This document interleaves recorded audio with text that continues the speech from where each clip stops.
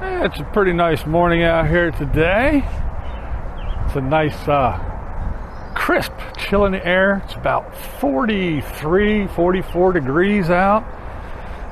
I guess you probably assumed that seeing how I have a jacket on and I never have sleeves on. But yeah, it's a nice day out. A little bit cloudy. But not too bad, not too bad. So what are we going to talk about today? Well, I guess first of all, Mike, good old living free Mike, he found some land apparently. So he was showing us that. It's still in escrow, he says, so it's really not his, but he's walking around showing us this and that and the other and talking about what he wants to do and his big plans for this and that. And then he started showing us all these rocks that are everywhere, and they're pretty big. But he's got plans where he wants his driveway, where he's going to park his RV, and all that stuff. So that can only mean one thing. That's right, folks. Get your wallets out, because it's time. It's time for you to help good old Mikey pay for his land and buy all the stuff he needs. He's going to have to get those rocks removed. Either that or get a whole lot of stone and cover them up, because I don't think he's going to be easily taking them things out. So be prepared for a nice little begathon, or 2 or 3 or 9, because that's what Mikey does. He needs money, and you got it, because he sure don't. All right, what we got next? We have Nomadic Fanatic. So Eric, good old Eric. Yeah, he was in some historic weather. I guess that's what I should did when I talked about today. It's historic cold here in Pennsylvania. There's never been a colder April in history. It's so blustery. I don't know what I should do. Oh my goodness. Oh, I think I have a cold. No. But yeah, I guess Eric was somewhere in Illinois and heard some tornado warning sirens, which, I mean, it happens here every once in a while. The tornado warning siren will go off. There's not a tornado within 50 miles of here, but the warning still goes off. But Eric took advantage of that opportunity and put on his acting skills. And he was so dramatic. He was running and screaming and slamming windows shut and doing all kinds of crazy shit. Oh my God! Oh! And then he took time to make sure that everybody knew that I put the kitties in and made sure the kitties were okay before I turned on the camera, guys. Oh, but yeah, come to find out, if you look it up, yeah, it was nowhere near where he was, and it was on Thursday, a week ago from today. Speaking of Thursday, don't forget to join me tonight, 7 p.m. Eastern, and we're going to talk about, how about this?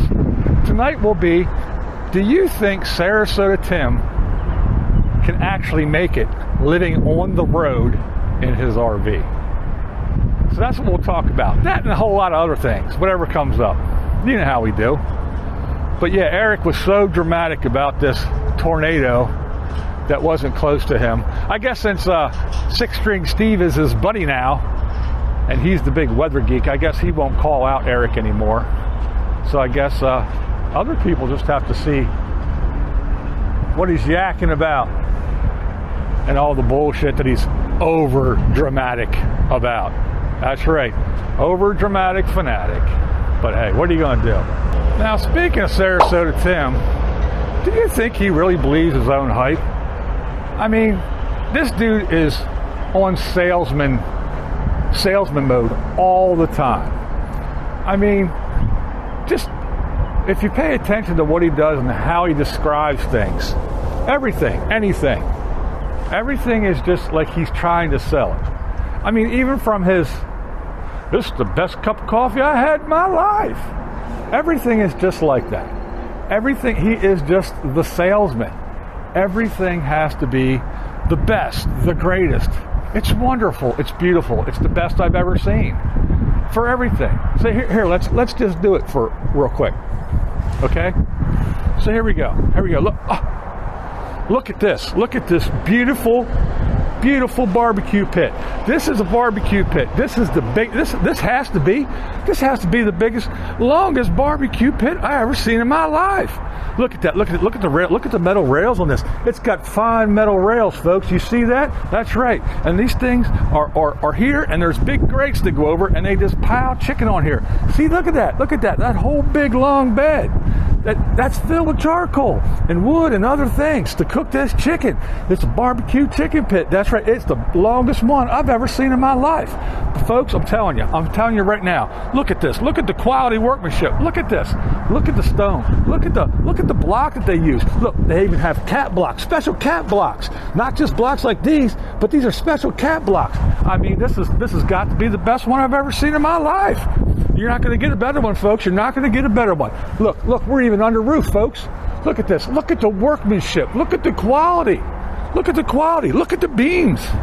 The beams that are, these are not slim beams. I mean, other ones that I've seen, oh yeah, nothing like this, nothing like this. I mean, come on.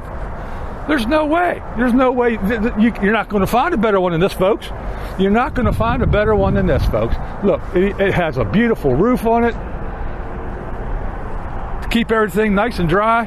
That's right. So even if there's inclement weather, even if it's not a really nice day, you can still have a barbecue. Look at that. Look, and if you notice, can you see the daylight coming through?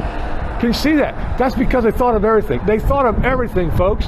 That's so the smoke can go up and escape. I mean, this has got to be the best barbecue. It's definitely the best barbecue pit I've ever seen in my life.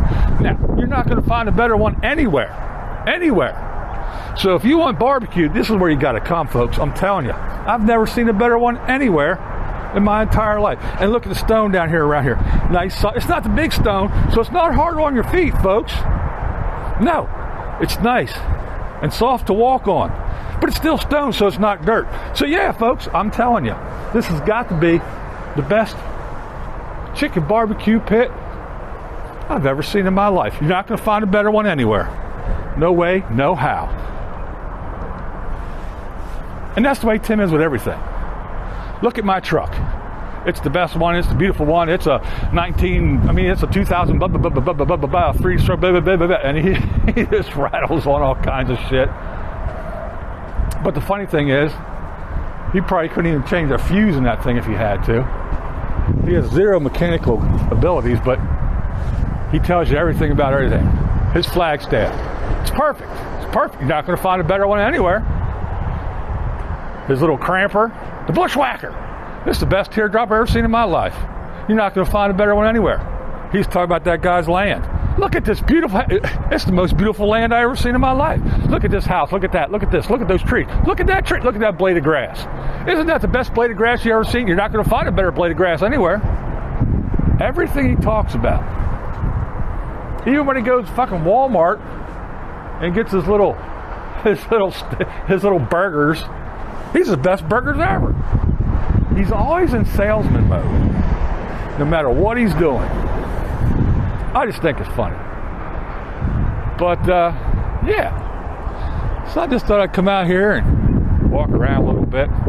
That wind is very chilly, very raw when that wind blows. It feels like a nice fall day instead of spring.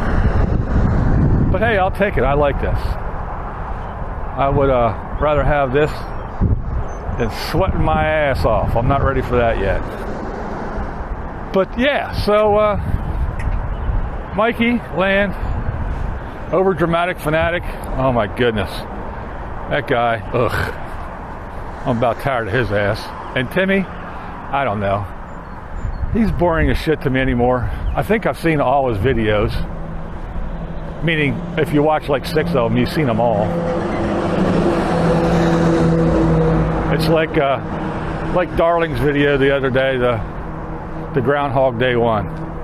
Every single one of Timmy's videos ever. Yeah. Because once you watch a handful of them, you saw them all, because he's just going to rinse and repeat. He's going to do the same shit over and over again. But be sure to join me tonight for Thirsty Thursday, and we'll discuss if Tim really does hook up that flagstaff and hit the road. You think he can survive? If anything breaks down or anything happens, what's he going to do?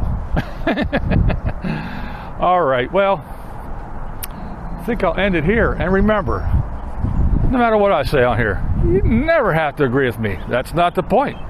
What is the point? Bienvenido a Cancun, Mexico. And this is BlindViews, and that's the way I see it. What we do here is go back.